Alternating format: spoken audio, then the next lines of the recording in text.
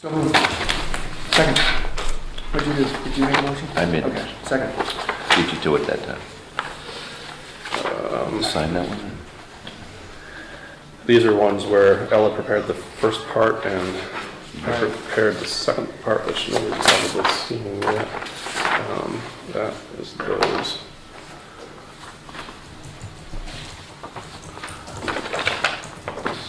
Let me try not to mess up here.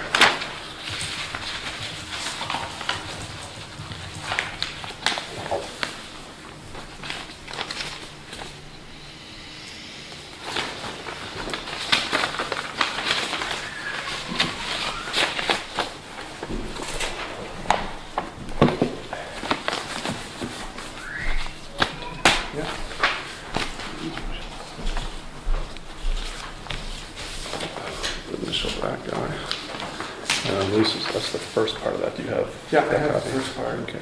And did you need the second part back, or do you have? Nope, that's the only copy of that. Okay. See that?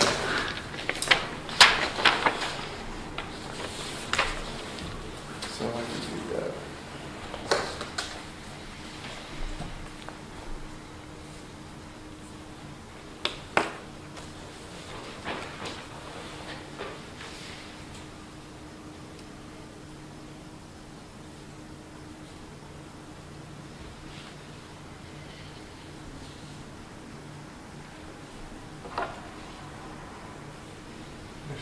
Thanks.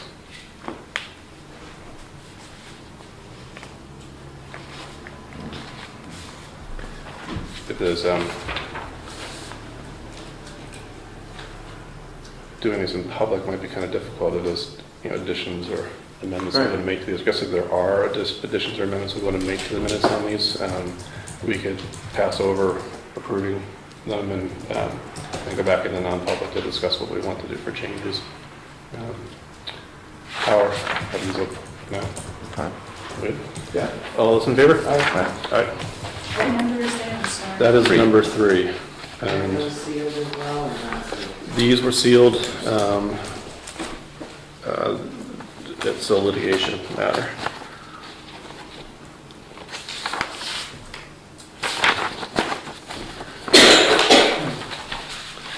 Next up is to approve non-public session number 4 from September 6th. Take a motion to do so. So moved. Second. And that here is the copy we have of.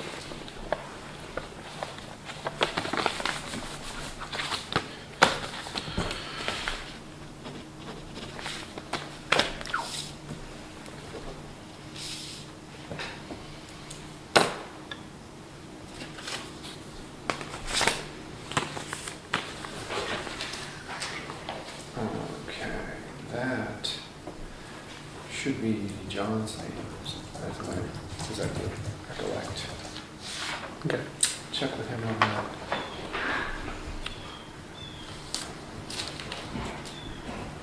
Okay.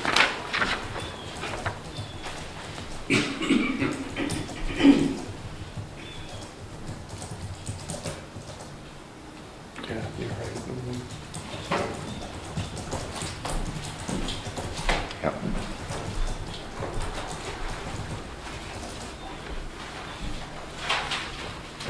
And then we just cross that out. Yep. John Allen. Is that as you remember it, John? Yep. Yeah.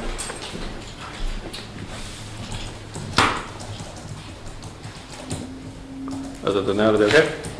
Yeah. All those in favor? Aye. Aye. Dan, did you have an envelope for those by any chance? They're attached in the Did you back. say those were sealed? Yeah. Okay. Oh, I'm sorry, yeah, these were sealed due to a personnel matter. That's that.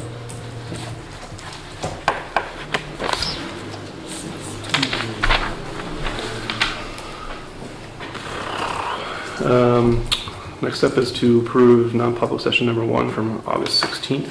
So moved. And second.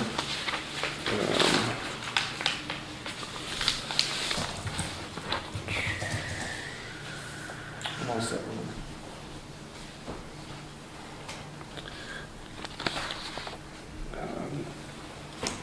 them. those were sealed as well. It was a personnel matter.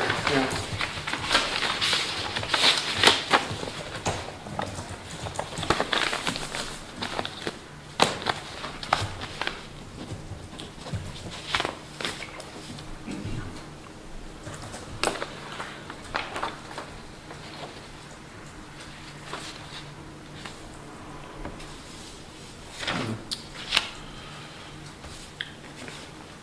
All those in favor?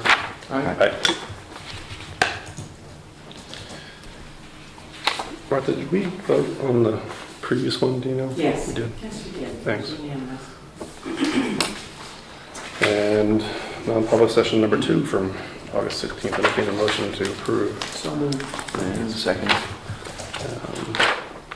Anybody need to see these? Yep. No.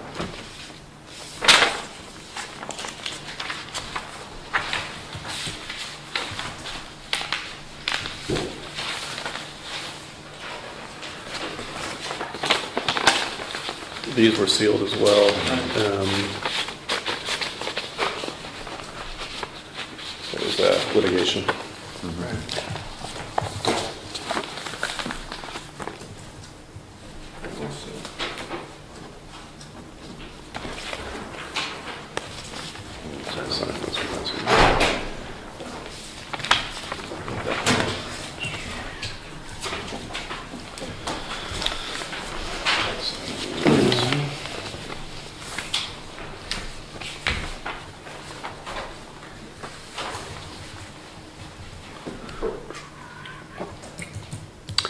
And next up is to approve the highway work session from August 9th, 2012.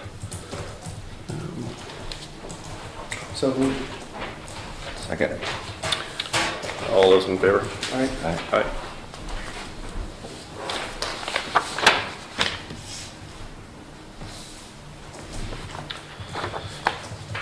That was a short session. Did we get everything done? That session? Yeah, I mean, it's going to be probably, We're good. until we get into the budget season. Yeah, we'll revisit that, I'm sure. Yeah.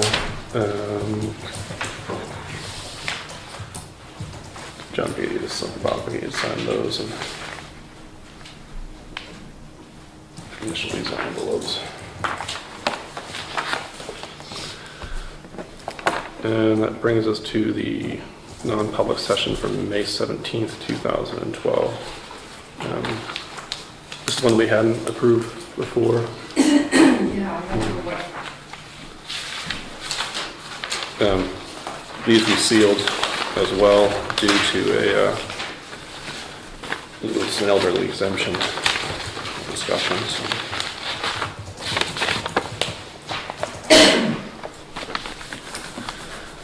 The LGC recommends that we seal minutes from elderly exemptions discussions. Move to accept the May 17th non-public session meeting minutes. The second. Any discussion on this? Nope. All those in favor? Aye. Aye.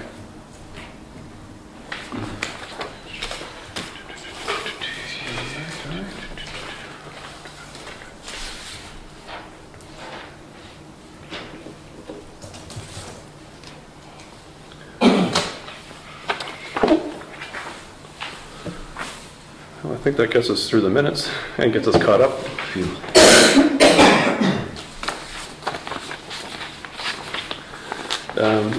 The next up on the agenda is public comments. Does anyone have anything at this point?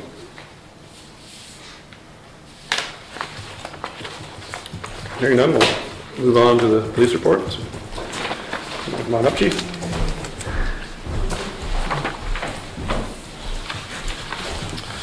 How are you, boss?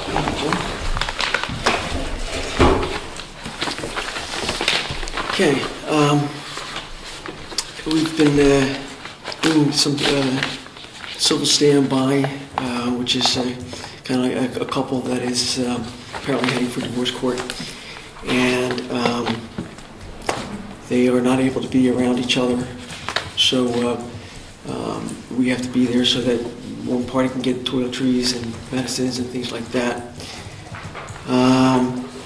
In the same situation at a different time, we served a restraining order on one of the parties. We've had 3 false burglar alarms. A 911 hang-up turned out to be a misdial. Took a report of a loose horse on Black Mountain Road, and I believe what happened is the rider had fallen off, and the horse just kept on going. We had the voting at the Whitney Center, which went very well, no problems. We stopped a vehicle, an oversized vehicle, for going through the covered bridge for a weight restriction violation. And it turned out that the driver had a suspended driver's license, so he was arrested for that.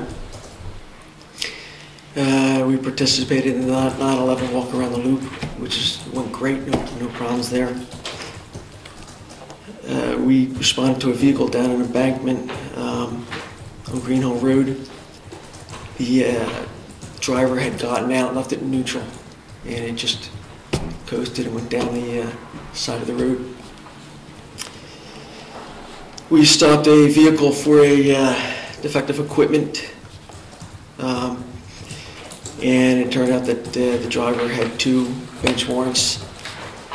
Was driving with a suspended license, and there were narcotics and drugs in the car. We assisted the State Narcotics Task Force with a marijuana grow. There was a subject who was doing that was arrested. We assisted with the 10K race, and that had, I think, been off for 2 years, but it's been reinstated, and that went well. Motor vehicle accident up in the notch. A car went into a drainage ditch. Wheels got caught in the ditch. Took a report of a lost iPod. Got a call for a vehicle that had broken down by the Dana Place. No big deal, 4 in the morning, but it turns out it just ran out of gas. We assisted the grammar school. One of their buses had broken down, so we scooted down to the store land and got the students and brought them up. We assisted the ambulance with an elderly lady that had fallen and was unable to get up. She did have a medical alert button that she was able to push, which was a key thing there. We took a report of a theft of a framing gun from a construction site. We were down district court, and we had a subject that pled guilty to aggravated DWI and had an arraignment for a gentleman that was arrested for theft. We are still continuing to experience political signs being damaged or stolen. We took a dog bite complaint in which a oil delivery man was bitten by a dog, and the animal control officers handling that. We took a report of a suspicious subject up by the falls. He was going around offering to massage people's feet, women's feet. And we've had complaints like this over the years, every now and then. And I think it's been about 2 years there since we got our last one. This time we got a good description this time. We fingerprinted a couple people for employment purposes. One volunteered at the fire department, the other was SAU 9. That it? Yeah. That's enough. Busy couple weeks. Yeah.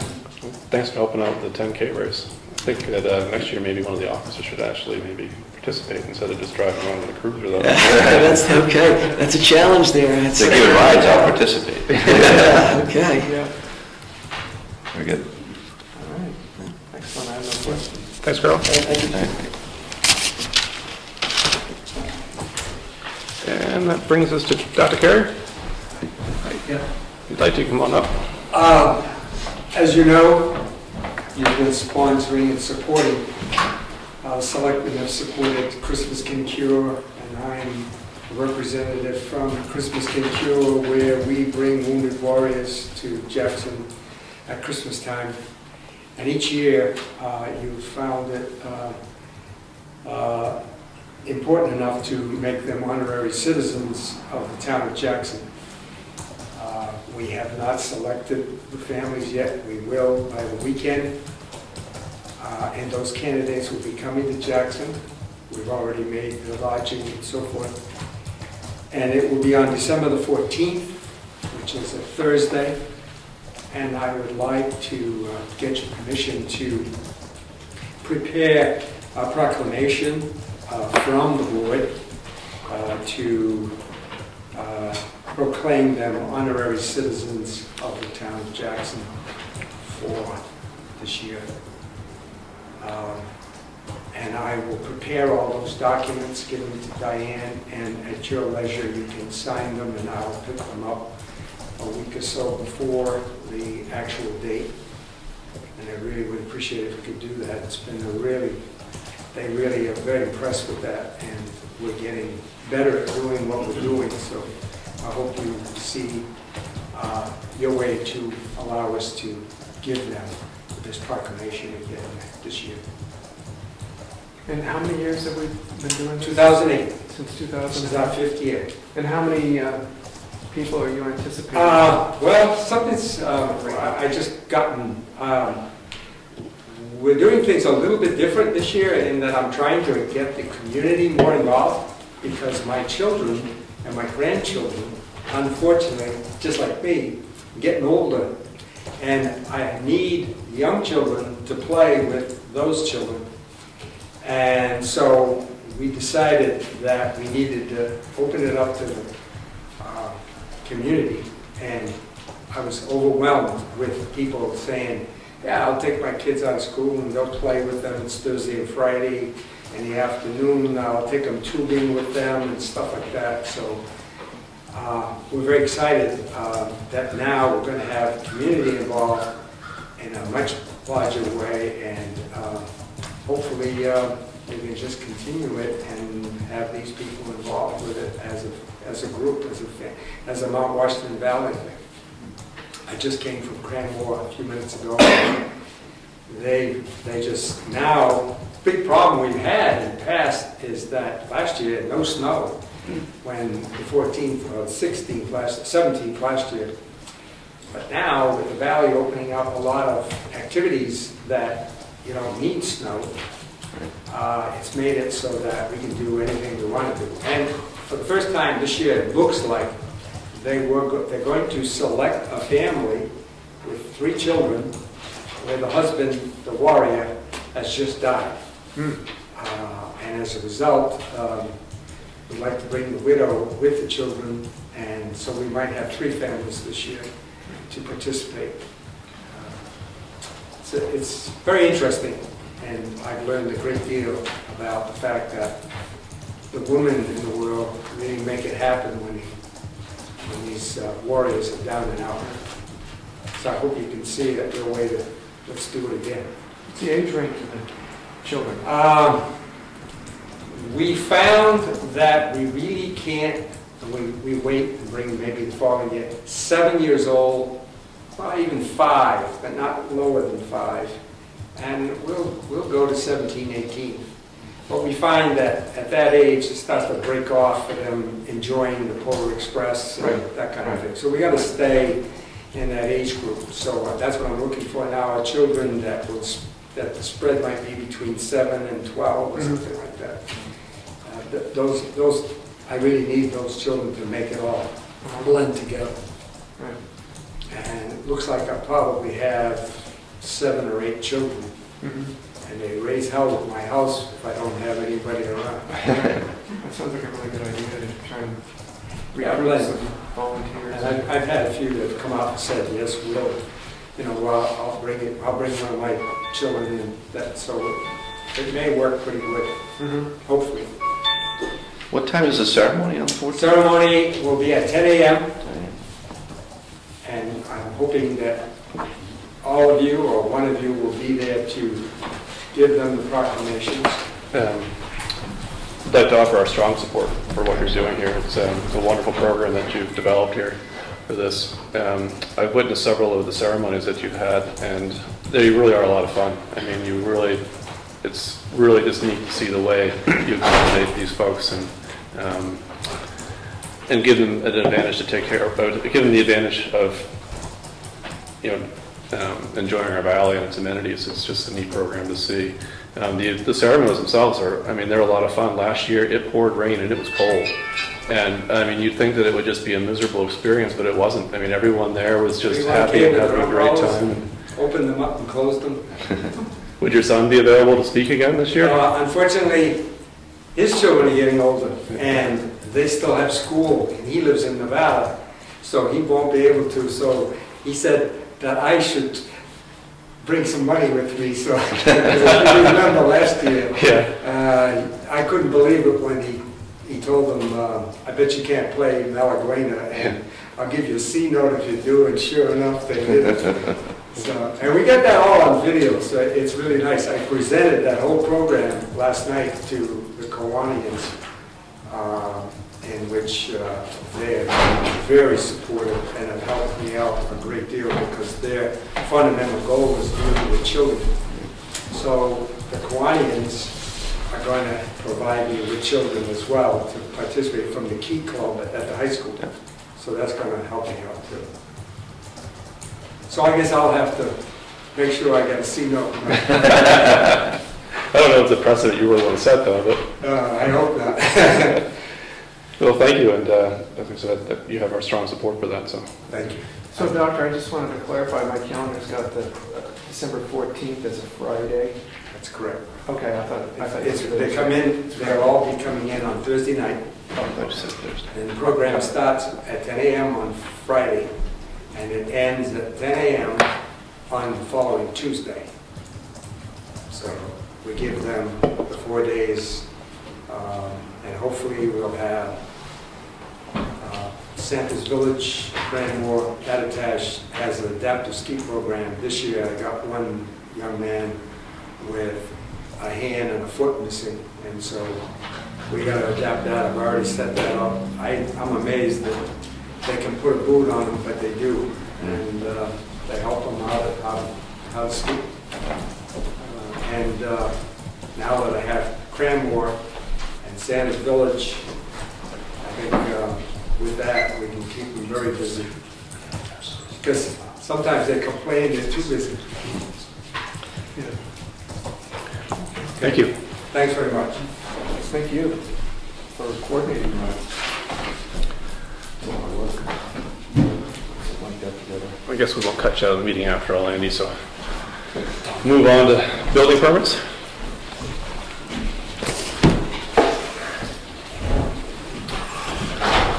All right. First up is installing a bathroom for Robert and Paula Holley, lot R12, lot 160.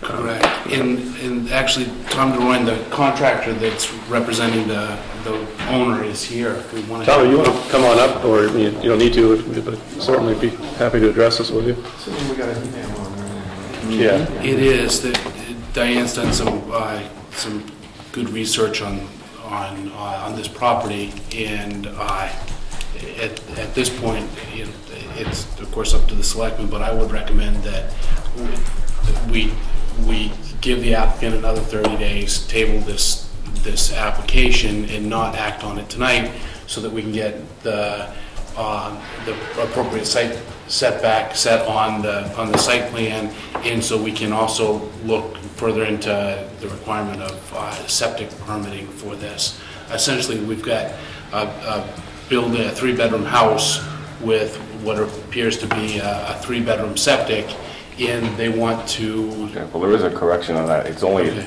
It was approved back in 1974 for a 3-bedroom house, but for some reason they only built a 2-bedroom house. Okay, well, the town, not that there couldn't be an error, but that our tax assessor has inspected this several times, and they're considering it a 3-bedroom house. And our most recent permit which was 2009, Yeah. was for 3 bedrooms as well. So I think that, and the fact that the storage shed, which was originally permitted as a storage shed, which has now become a bunkhouse, I think it's appropriate to, instead of moving forward tonight, if we were to move forward tonight, my recommendation to the board would be to deny the application outright. I think it makes sense to give them another 30 days or till next meeting to come up with, you know, whether or not, you know, to get the setbacks at least on the plans, and to review the Sept permit a little bit further, because I think that with a 3-bedroom house, I'm not, and I think Burr has weighed in on this also, we're not comfortable with adding an additional bedroom. Well, if I understand correctly, the installation of this bathroom would require the septic update. Well, what we'd have to do is put in a whole separate system for this one bathroom, because trying to tie into the existing system just due to the lay of the land and structures that have been built over the years just isn't practical. Now, do we have an application from you already? We do. We do have the We just application. received one, yeah. Okay. I mean, because the way I mean, to go through the process, I mean, if we're receiving an application for a bathroom that requires the addition of a septic system, I mean, to me, first of all, you'd have to have the septic system approval before we'd consider approval of the building permit itself. I mean, it's kind of outside what we ordinarily do, because ordinarily if you have a building permit issued for new construction that requires a septic approval, you have to get the septic approval first. And my thinking is that this kind of falls under those guidelines. In other words, that because it requires a septic system, you have to get the septic system approval first. And I think the tricky part here is I think we still need to have some discussion and consideration of the building permit itself if the septic system gets approved by us in the state. Yeah. And I understand from your viewpoint, you probably would like to have more reassurances that may occur before you maybe go through the septic system design. But I think we have a lot to consider as far as the property is concerned, and granting the permission for the bathroom, particularly how it could be applied to the accessory apartment issue. I think we as a board are just going to have kind of a broader discussion about that with Andy, and apologize, I don't think we're prepared to do that this evening, really. No, I wouldn't expect that. This is the first time that we've kind of been introduced to this, and you know, we see new scenarios all the time. We try to deal with them with what our process has, and so I mean, I think I kind of agree with Andy that we would probably prefer to pass over this for now and probably discuss it again at the next meeting as far as the building permit application itself. But I mean, just so that we're all on the same page, I think that I would want to see the septic system approval before we grant the building permit. If we were to grant the building permit, I'd want to see the septic system approval first. And I think the trick for you is just whether or not you want to go through the design process on the septic system without having the assurance on the.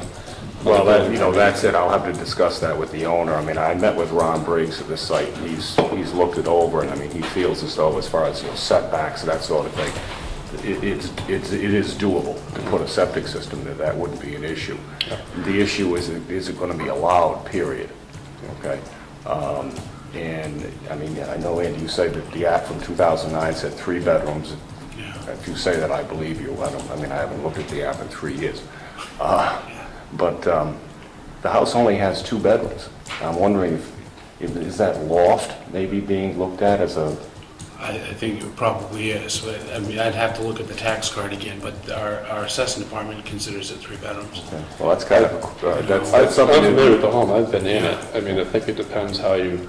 If it's one of those things where if you wanted to say you had 3 bedrooms, right, you could. But is that what you want to do or not? And I think it depends upon what rooms you define as bedrooms and not. And I think that's kind of how... That's a discussion that we kind of have as a board, is to determine... we just would want to make sure if we were ever to approve the building permit that we'd have to have some assurances that that shed is not going to become an accessory apartment, and that the buildings don't have more than 3 bedrooms total and kind of how we work all that out. This is a new situation, Yeah. and I think we're just going to need some time to reflect on it. So I think it's hard for us to, really to consider the building permit application at this point in time. Yeah. Okay. I'd like to do it again next week. We meet next Thursday, All right. and hopefully next Thursday we might have a little bit more time to have a broader discussion about this and deal with that aspect of it. Okay.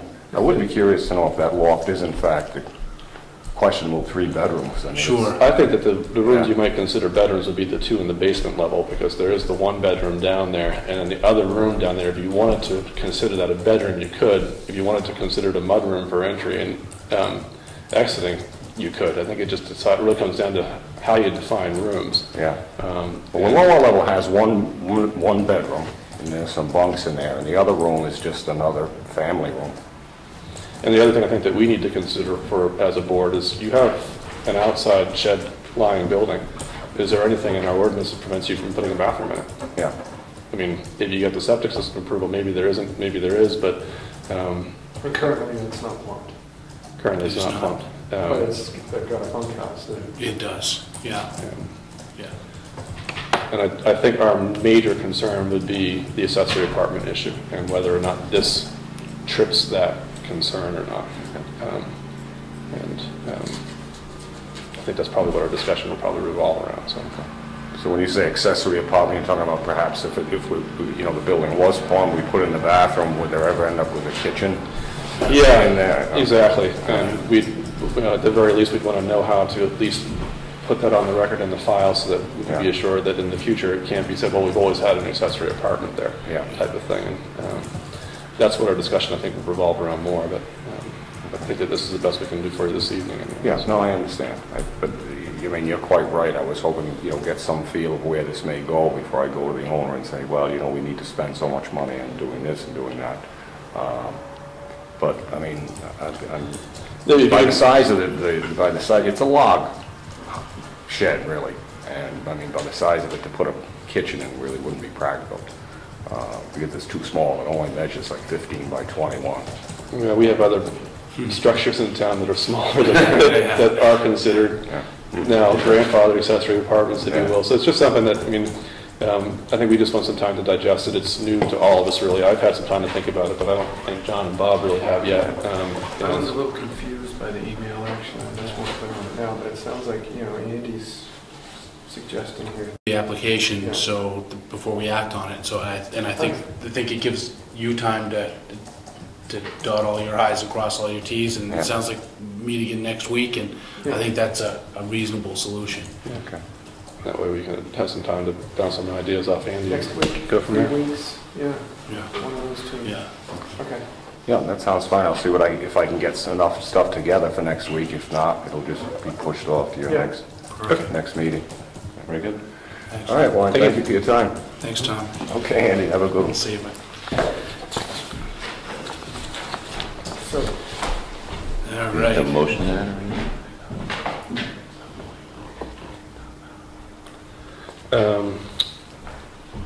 Yeah, when we get to that, we can talk about that, whether we want to do that in public or non-public, and we can all decide. Next on the agenda is Dave Mosier.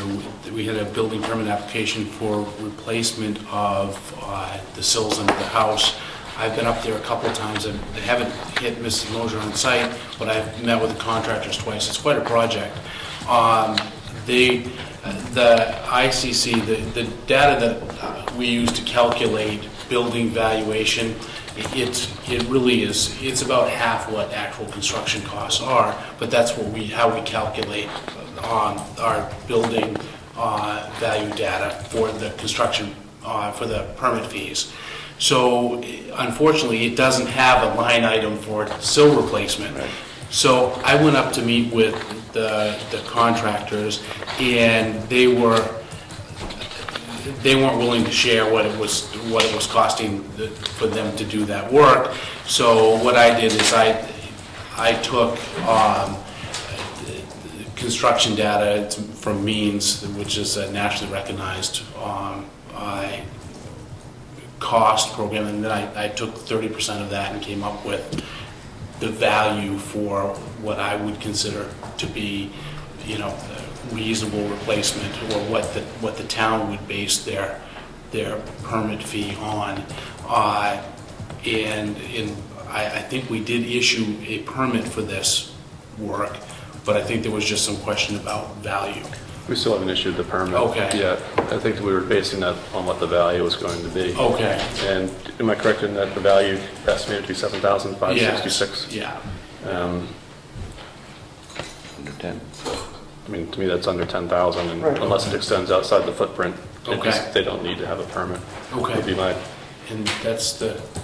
She had said that she thought it was going to be around $1,500, There's- and you found a calculation here, and I mean, there's. obviously it's much more than. Well, I mean, when I was out there last, and they had only made it around one side and started around the back of this building, they had replaced roughly 97 feet of sill, and then we're going to go around the rest of the way. If they're doing it for $1,500, that's not it's not covering the cost of the material. Right. You know, I mean, these guys are it's a substantial amount of work. yeah. So. And just for clarification again on that, really, it's not how much it costs somebody to do it. It's the right. fairest way to calculate fees for everybody in town is that we use the market value Correct. off the system that you've used. And Yeah, the board hasn't done that in the past. Hasn't but required building permits even if the estimated value is more than $10,000? For siding and roofing, you guys have not done that. So while it would be a requirement to comply with the state building code, that's been something that typically the selectmen have, or at least this board has exempted. That's not spelled out in the ordinance. I don't remember ever Exempting roofs and siding. exempting a roof personally. no, This was under 10. it's just always been the practice for roofing and siding not to require building permits. If they're under 10,000, I can think of several that we have not issued permits for.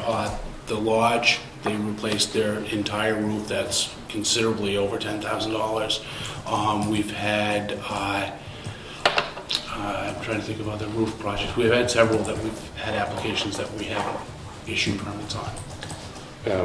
But I am, Meeting when yeah. you were directed to. I am of the opinion that roofing, you know, the state building code requires it. There's, of course, but there's no $10,000 exemption in the state building code either.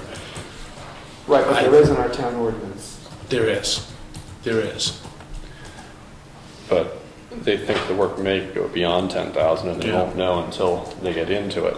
So, I mean, to me, past practice on how we deal with roofing and siding is one question, and the other question is the $10,000 limit. If we're only looking at the $10,000 limit, I'd say, then why don't we issue the permit in case they get there, and that way it'll save the hassle of having to backtrack and do it. I agree. If, you know, as long as the Bensons are agreeable to that, which by the note here, it kind of seems like they are. Yeah. If we're looking at the standpoint of the roofing and siding never being replaced, I mean, I think that's a separate question. I mean, never requiring a permit for roofing material and siding. The only times that I think that becomes difficult is when you're roofing and siding and you realize that you have to replace some of the framing underneath for the roofing or siding. Have you done measurements and placed a value on that work if it is just the roof and there is nothing major on it? I have not. So that doesn't come with a value? It does. The weeders usually apply a value to their permits. I'm not sure if they did on this one or not. But I certainly can calculate the value of the roofing fairly easily. And I would be thrilled if we were to start issuing permits and inspecting this work, because that's most water intrusion and rot repair, and that all centers around, you know, flashing issues and that kind of detail. So inspecting that work, I think, is a warranted thing. And I think that's exactly the kind of thing we want to have, you know, cleaned up to, Yeah. between the planning board and us to Yeah. present to the voters. Yeah. In the meantime, though, it really is a $10,000 threshold, is Yeah. how I interpret it anyway. So I think your logic seems to make sense as far as issuing a permit, Yeah, issuing the permit and so they don't have to keep coming so they don't have to back. keep coming back. I'm curious, I mean, the leaders are as familiar as anybody with this process, why there wasn't a value. Well, because typically roofing has been, I think it's an unknown at this point. They don't know. If it's just a straight replace the Should be a shingles. can of wormage. Yeah, yeah. never on old houses. No. Never. All right. So all those, Issue the permit, yeah. all those in favor? Aye. Aye.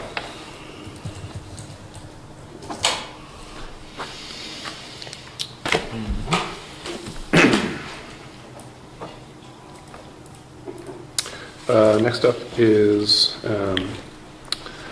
the building permit for James and Patricia Feenan, map R17, lot 21, to install 10 by 12 foot shed. Entertain a motion to approve. So moved. Second. Andy has recommended the approval of this building permit. And Interesting enough, this size shed would be exempt from the state building code, but the town ordinance requires it, so, yeah. Which I'd yeah. kind of like just to take the opportunity to clarify some of that. Right now, and I guess this really has nothing to do with this permit, but this permit brings the opportunity to talk about it. Right now, the planning board is, the reason why we require a building permit is because it's outside of the footprint, and we just like to make sure that it conforms to setback. This is more of a zoning ordinance issue than it is a building code ordinance. The planning board is currently considering, the changes that they're considering would exempt this type of building from requiring a permit.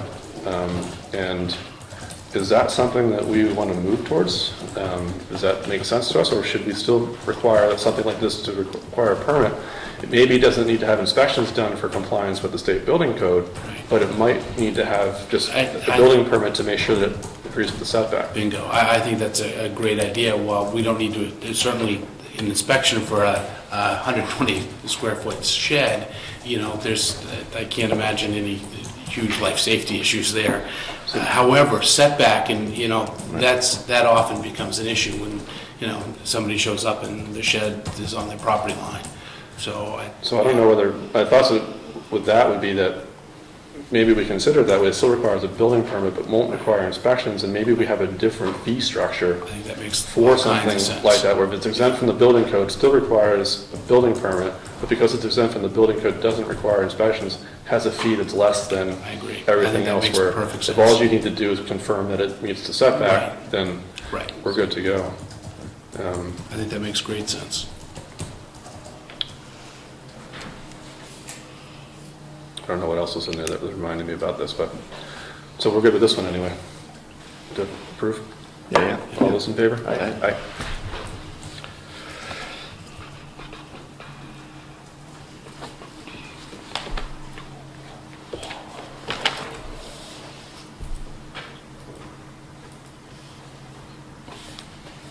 And also, just to clarify on that, Andy, it's exempt from the inspection process on the state building code. However, it is still required to meet code, is it not? It is, yes, yeah.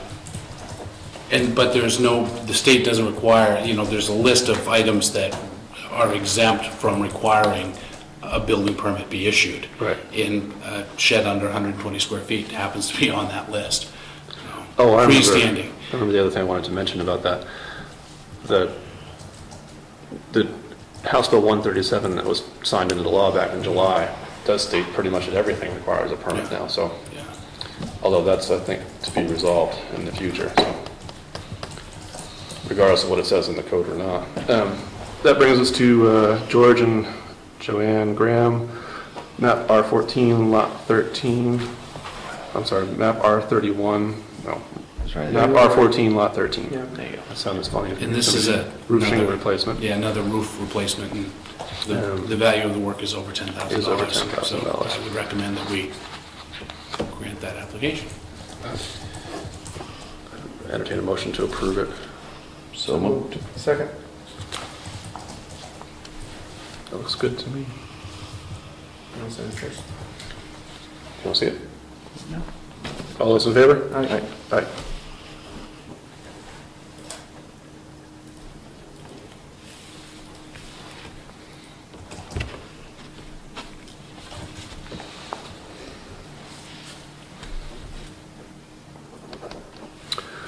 Next up is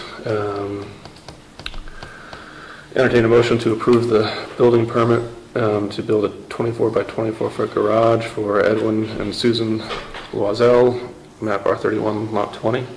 So moved. Second. Andy has recommended approving the building permit here. Anything special about this one? No. Anybody want to see it? Discussion? No. All those in favor? Aye. Aye.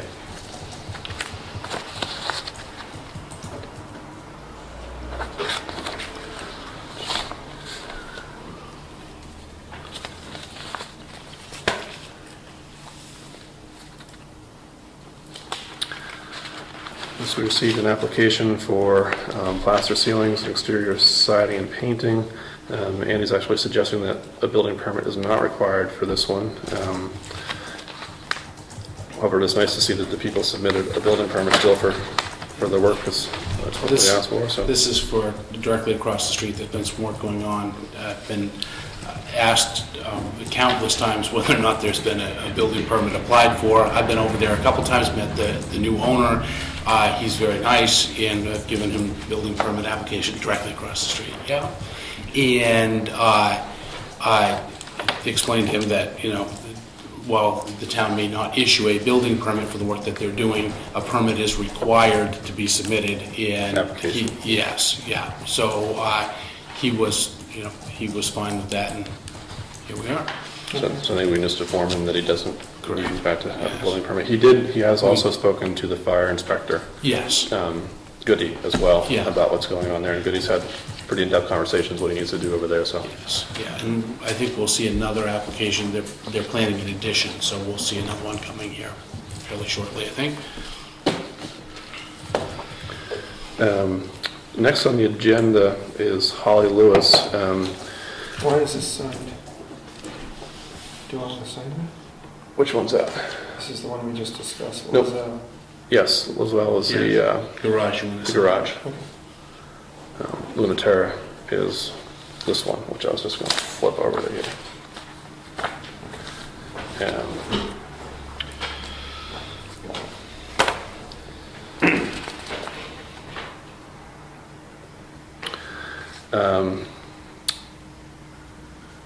This is, Hollywood's Bobby had asked if we should do this in non-public or not, and kind of just wanted to get a sense from people how we should proceed with this. I have no problem doing it in public session as long as it's not putting us in any kind of exposure issue here. I mean, I think that could go either way. It's the kind of thing that might be smart to go into non-public, and then if we decide afterwards that it doesn't need to be sealed, it doesn't need to be sealed, and then the conversation becomes public. Or we could just speak about it publicly. Holly, what's your feeling towards that?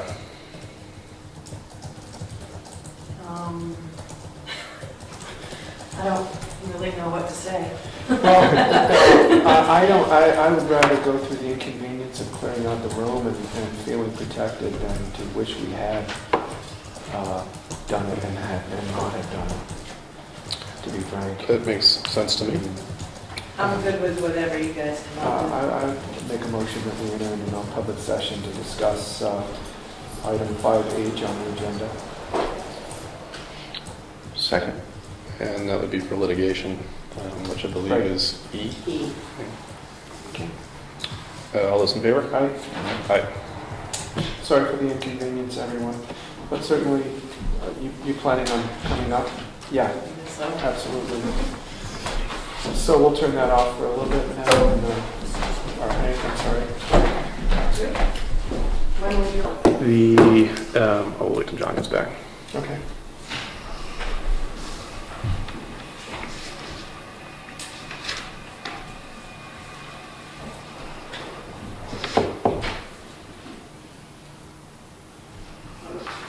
If you are looking at... I think that we'll probably be able to wrap up these next few things pretty quickly. Great. And I believe Priscilla's here, so we can try to get to that as quickly as we can. It might be the smartest thing to do. For the notice of violation that we're looking at here, Andy, I'm just going to try to do this quickly. I think that we're going to have to revisit this again next week. Okay. There's a few things I just want to go over with you kind of in between now and then on how I'd like to see these Okay. look. Yeah. Not far from this, but but we can go over that next week again, I think. Okay. I mean, you don't need to necessarily be here for that, but I'll just send you information on what You I think it just, should you look tell like. me what you and want can on give- there and. Well, Yeah. just what I would think, some feedback if you have time or not. Okay. We can discuss that, but just what I'd like to do maybe tonight is just give us a little bit of history here, because there isn't much information as far as what's going Okay, on. so the town's received numerous complaints about work going on at this location. I've been out there twice now. I've met with the contractor, I've talked to the owner, I've handed out the building permit application. This is a shed that now has a new deck on the front of it. It's a cottage that has a new deck on the front of it, which appears to be inside the setback from the road. I've asked that a building permit be filled out. I've left a message for the owner that the number he gave me to call him back. I was out there again yesterday, and we've still got work going on, so Is the owner doing the work? no, he has a contractor out there. Is it someone you know? It is not. No. And I guess maybe something we could wrap up between now and next week, and this goes to how I would like to see this handled, is I think we should issue a notice of violation, and don't say anything about stop work. Okay. It's a dangerous word to use when you issue violation notices, and the reason being basically is when you issue a stop work order, you're pretty much tying your hands down saying that, you don't have the ability to fine on a per diem basis at that point in time. So you want to have that leverage still, and the best way to handle that is you notice the violation, and there's two violations here that I could see happening. One is building without a permit, which it may be hard to establish a per diem process on that necessarily, but you could certainly have the first day. It's from the and date of second- issuance of and notice. the second day. Yeah. But when it's building, it becomes a little bit more difficult, because it would only be the days that they're actually building. It wouldn't necessarily be the days that they're not. But more importantly is, if they've built into the setback, that's a violation that exists from the time that it's there from the time that the violation is noticed to until it's no longer inside the setback. So there's two violations there that we would be notifying them on. One is building without a permit, and two is building into the setback.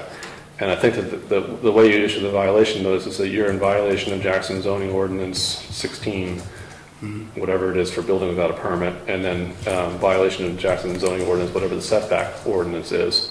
It isn't in setback. You said, I thought it was not. No, it appears to be inside the setback from the road. Now, it's hard to establish because there's quite a few trees there, but as close as I can get with shooting a laser out to the road, we're inside that setback.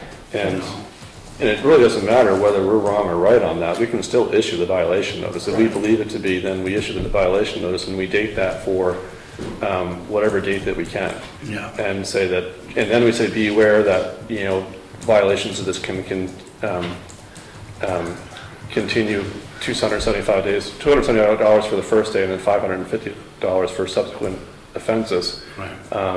And then instead of it being a stop work order, what we say, we recommend that work cease on this until a building permit can be approved. I mean, I understand what you're saying.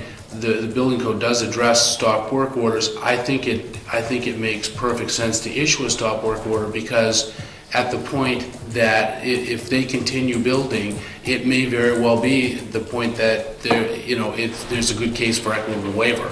Listen, we've got this construction done. Nobody told us to stop.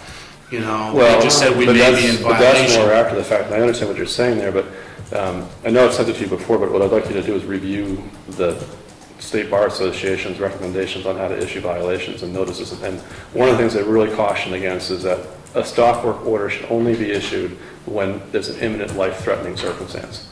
As far as where it gets to the point of equitable waiver or not, that really has a lot more to do with how we cover our bases and what the generalized circumstances are.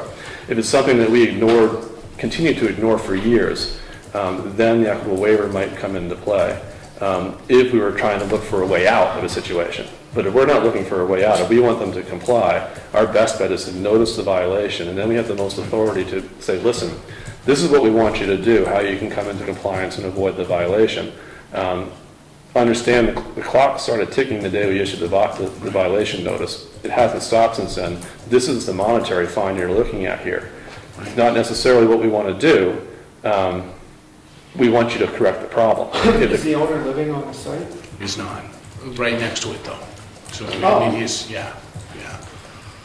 And I mean, he has several properties, he lives off-site. So. Well, we should go ahead and, we should issue a notice of violation.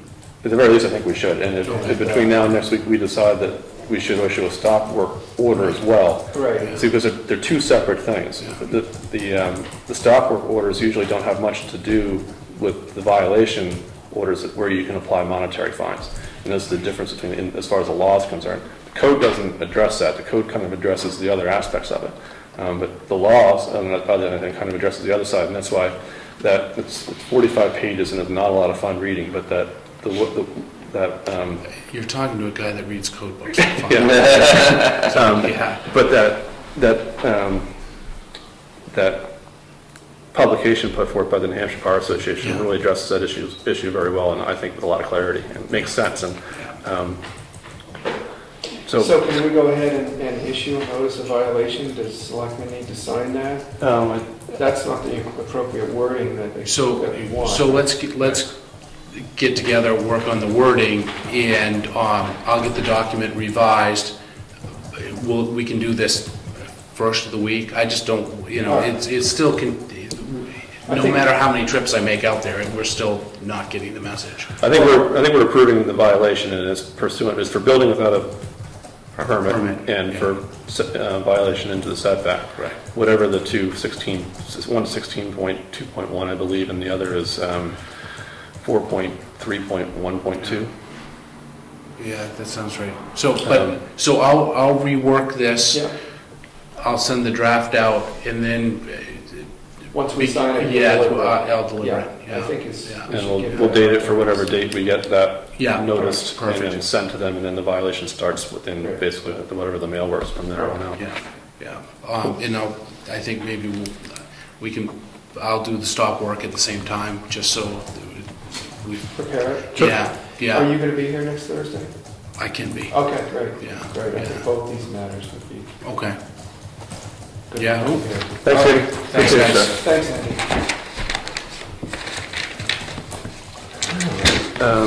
Town auditor's report, we still have, I think, until next week to deal with that. I recommend we pass over it until next week. Sounds good to me. Sure.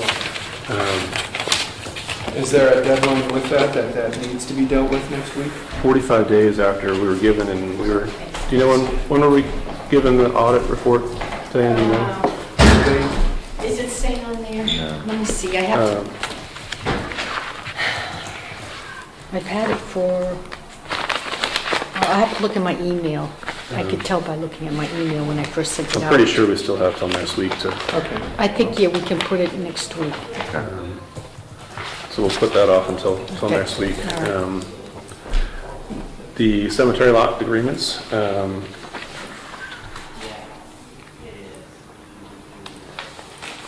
Oh, here, it is right in front of me, Diane. I thought it was the cemetery lot agreements.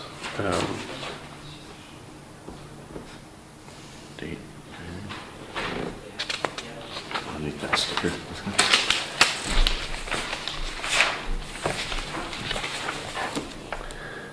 It's dated August 30th, 2012, so assuming he submitted it then, Yeah. we'll be pretty close. August? Okay. I'm not quite sure that's possible because he wasn't in here until this month to do it. Yeah, that doesn't sound right. Well, oh, I'm sorry, what's that? Oh, that's just for that one section. I thought the front is where he signed on the front at the bottom. August 2012, so I guess from 45 days from August, so. No, but that couldn't be because the other still. Should be okay. Oh, 9/11, 2012. That sounds good. That sounds better. All right. So we're good till next week. Okay.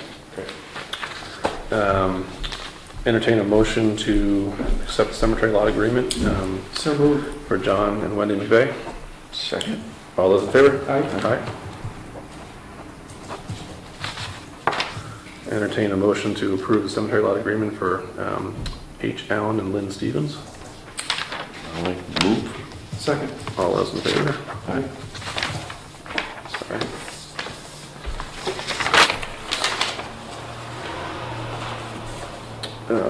Entertain a motion to accept intent to cut.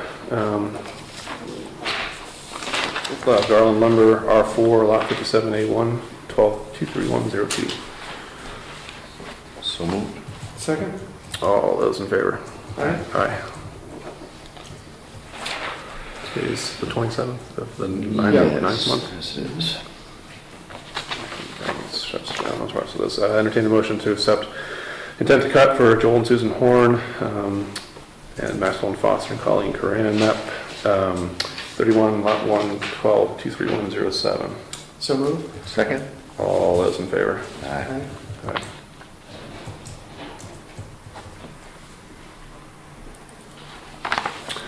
Entertain a motion to accept the intent to cut for Garland Lumber, map R19, lot 1, stand unit number 18, 12-23105.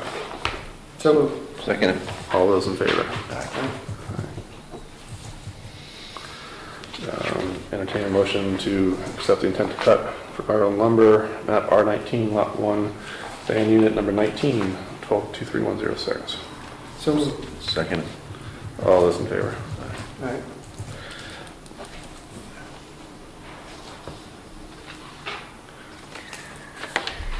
I'm sorry. That takes care of all of those. We have until October 15th to facilitate the voting for the assessing officials. So I recommend we just pass over that until next week. Sounds good. I would have said we could probably pass over it entirely, but Jason Call actually is on there. I know it's all pretty much one vote, but we can probably pass through that next week pretty quickly. Tim Scott requests refund of building permit value fee. Unused building permit. I returned the building permit that applied to the proposed garage at 52 Mountain View Road. As you are aware, my mother passed away in July, and this was her project. I do not anticipate completing it in the near future. If there is a refund due in this instance, kindly issue it to me. This is the first, as far as I'm aware of, that we've had this kind of request. Diane, you ever? I've never, it's my first time Let's pass over this one. We'll readdress it next week. I'd like to get a chance to talk to Tim about it. How much is the? It's $212.50. Okay.